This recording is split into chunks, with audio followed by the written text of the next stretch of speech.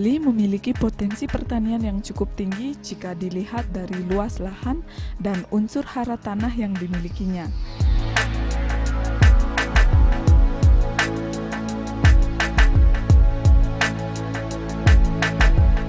Bahkan sebagian besar masyarakat Bali berkecimpung di bidang pertanian. Hampir di setiap kabupaten kota yang ada di Bali, masyarakat sudah mengelola pertanian dengan potensi wilayahnya masing-masing.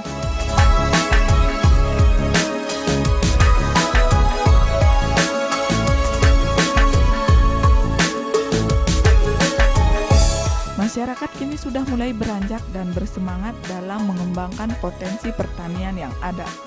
Karena pertanian jika diolah dengan baik akan mampu memberikan hasil yang maksimal kepada petaninya.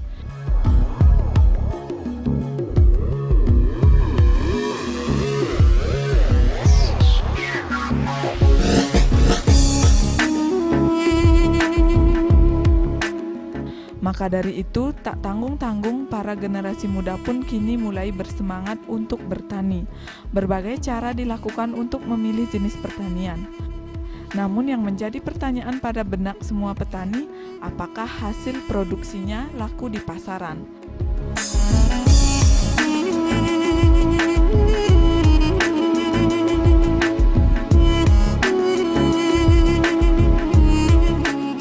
Ada berbagai cara yang bisa dilakukan oleh petani untuk memasarkan hasil produksinya.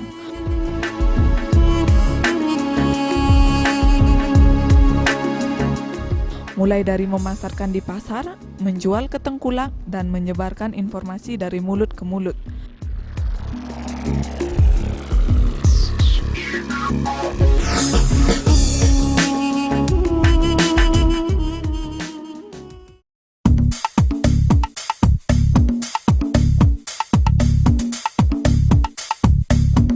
Saat ini yang menjadi pertanyaan, mampukah petani memanfaatkan kesempatan bertani dengan baik?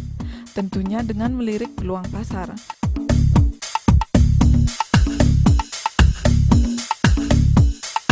Sebelum memulai bertani, petani sebaiknya melirik peluang pasar terlebih dahulu.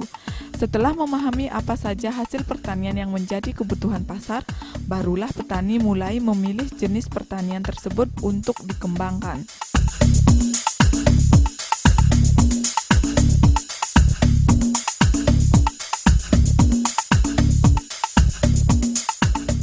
Berbagai upaya dapat dimanfaatkan oleh masyarakat untuk memasarkan hasil produksinya.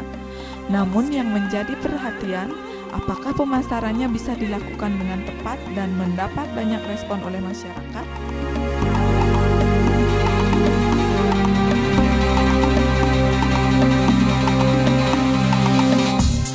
Kesempatan yang bisa dimanfaatkan oleh masyarakat khususnya para petani, yakni memanfaatkan peran teknologi informasi. Peran teknologi informasi khususnya media sosial sangatlah tepat.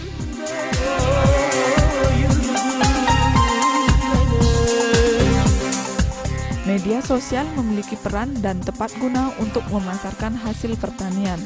Di Bali, pemanfaatan media sosial masih perlu dimaksimalkan.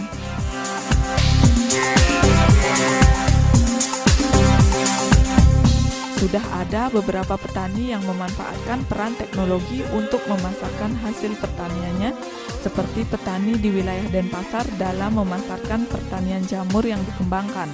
Selain efektif dan efisien, melalui media sosial masyarakat lebih banyak dan cepat untuk merespon hasil pertanian.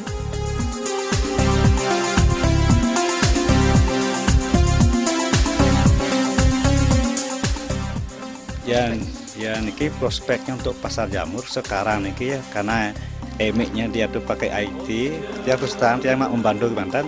Sementara niki lancar nih. Ya sangat berperan apa sebelum makin nggak tahu dia niko, artinya kalau kita punya jamur berapa kilo, emiknya tinggal SMS kemana, nanti hasil itu kita yang jalan gitu, artinya kirim kemana-mana, nanti kita nunggu informasi dari emiknya gitu. Berarti ngirimnya ke rumah-rumah, Pak? Ada kerjasama dengan warung? Atau ya, ini kebanyakan dengan warung-warung. Ya, ini kebetul kalau Tiwi dia kerja di mana, dia punya teman, kita langsung pasar ke teman-temannya gitu. Pak, kalau memasarkan berapa harganya? Ya. Kalau ini kalau kita pasar langgan kita tuh 20.000 per kilonya kan. Ya.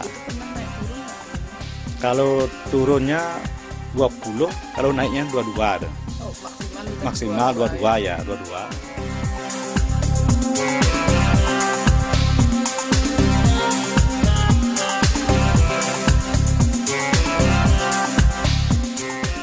Dengan memanfaatkan media sosial seperti Facebook, Instagram, dan WhatsApp, petani tidak perlu repot lagi untuk memasarkan hasil produksinya. Cukup dengan membagikan foto hasil pertanian lewat media sosial, masyarakat sudah bisa merespons langsung dan bertransaksi dengan pedagang. Untuk memasarkan jamur, petani biasanya mengantarkan ke rumah-rumah sesuai dengan pesanan.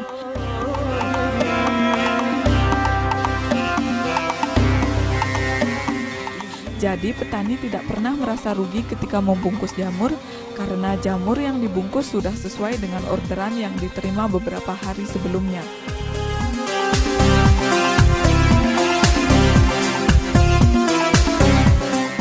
Petani jamur menuturkan semenjak memanfaatkan peran media sosial, dirinya tidak pernah kewalahan lagi dalam memasarkan hasil produksinya. Petani yakin kedepannya prospek pertanian cukup tinggi, terlebih dengan memanfaatkan peran media sosial dalam memasarkan hasil produksi pertanian.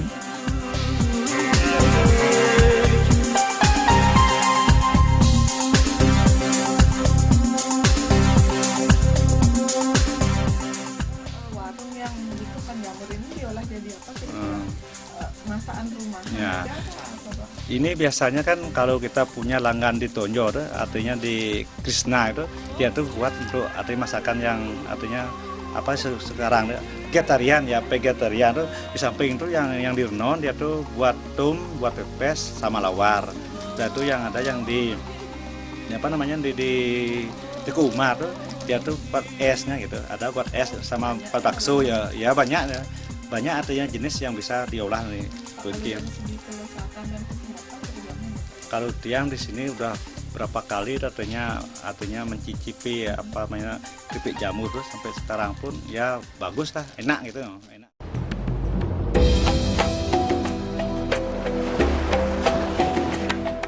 Selain pemasarannya bisa dilakukan dengan cepat, petani juga merasa hasil yang didapatkan lebih menguntungkan karena tidak perlu menghabiskan biaya terlalu banyak ketika memasarkan hasil produksi pertanian yang dimilikinya.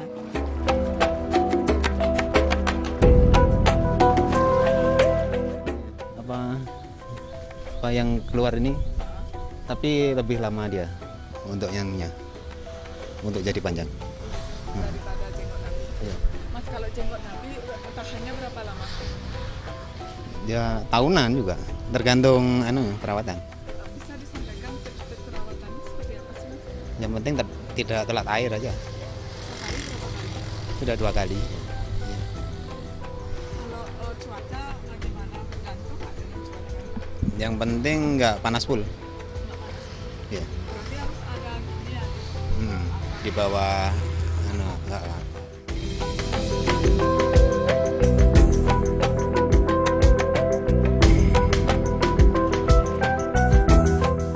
Berbagai jenis tanaman kerap kita temui di sepanjang jalan, salah satunya pertanian bunga dan tanaman hias.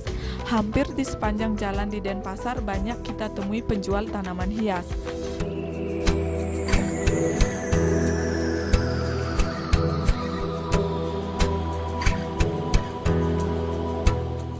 Salah satu penjual tanaman hias yang ditemui menuturkan, sampai saat ini minat masyarakat dalam membeli tanaman hias cukup tinggi.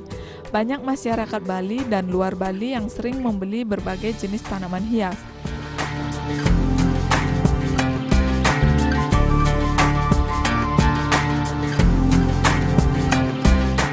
Namun kebanyakan masyarakat yang membeli tanaman hias adalah masyarakat yang kebetulan lewat di jalan tersebut, karena tanaman hias disajikan tepat di pinggir-pinggir jalan.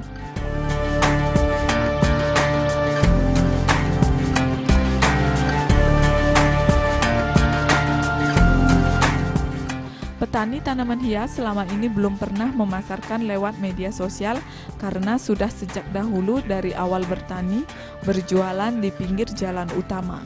Jadi masyarakat yang membeli bunga hanya yang sekadar lewat di jalan tersebut.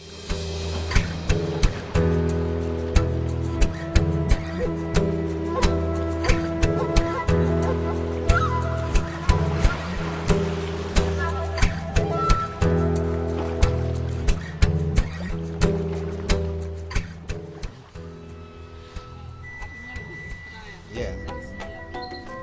Vitamin sama anunya.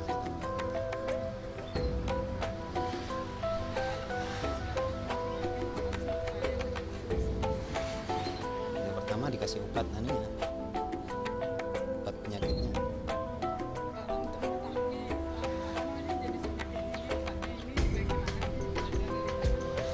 Ya dari belajar dari teman-teman, dari pembibitan gitu.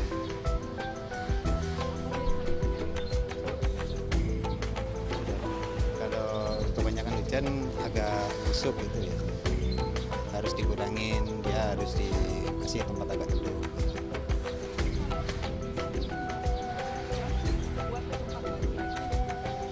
Enggak, kalau ini kan udah nggak langsung, dia kan masih udah isian.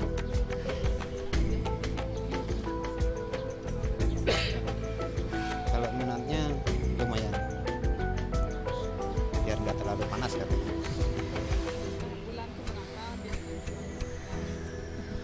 Biasanya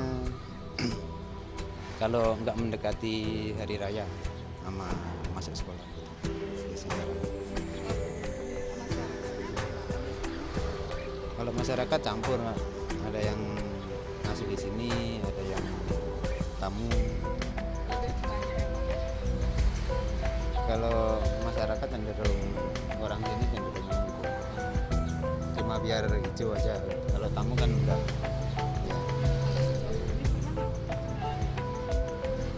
Sering. Ya. Ya, biasanya gitu. Kan pembibitan lama gitu. Jadinya sekali panen kan kalau habis nungguin lagi gitu. Tempatnya sama waktunya yang nggak ada.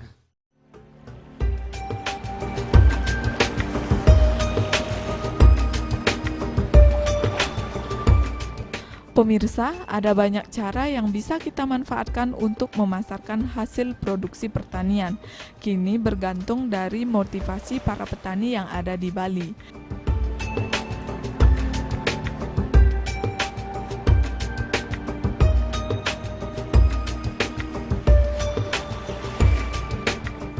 Media sosial sudah saatnya dimanfaatkan untuk hal yang lebih menguntungkan. Jika keberadaan media sosial sudah mampu dimanfaatkan dengan baik, maka penghasilan di bidang pertanian juga akan semakin meningkat.